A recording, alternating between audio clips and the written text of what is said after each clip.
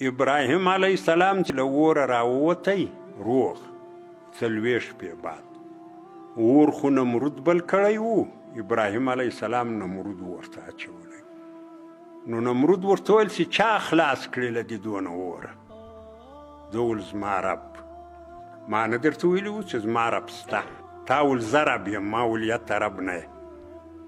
نو نمرود ورته وویل چې دا ستا د رب دپاره به زه زر غوایي حلالوم خیرات به کوم ابراهیم علیه السلام ورته وویل ول ګټه نه کوي زر نه چې 1 لک حلال کې 2 لک حلال کې دا د دنیا غوایي ټول حلال کې 10,000 ګټه نه درته کوي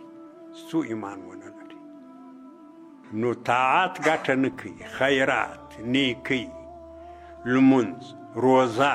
بل عبادت تلاوتونه چې ایمان نه وي ایمان اساس ده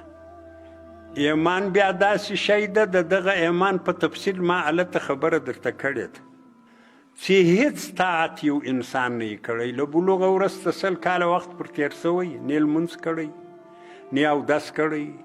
نه تلاوت کړی نه ذکر کړی نه روزه نیولي خالص ایمان چې هغه کم انداز د ایمان د هغه ډول ایمان لري یو خو دا زموږ وروستی ایمانونه دي چې هغه ایمان بلل کېږي هغه ایمان لري هغه سړی به الله دوزخ ته واچوي لیکن آخر الامر دا سړی د ده ایمان په وجه له دوزخه راوځي داسې څونه وخت به په دوزخ کې تېروي دا خو به الله ته معلوم وي هېڅ ذره طاعت هیڅ ذره شی نه لري خالی ایمان لري الله به د ایمان په وجه یې وخت راباسي له دوزخ او چې د دنیا سر یې تر سجدو کښلی ایمان نه لري الله به اول وار دوزخ ته اچي بیا چې دوزخ یې دی به پکښي بیا به تل تر تله په دوزخ کې ایمان داسې یو لوی دولت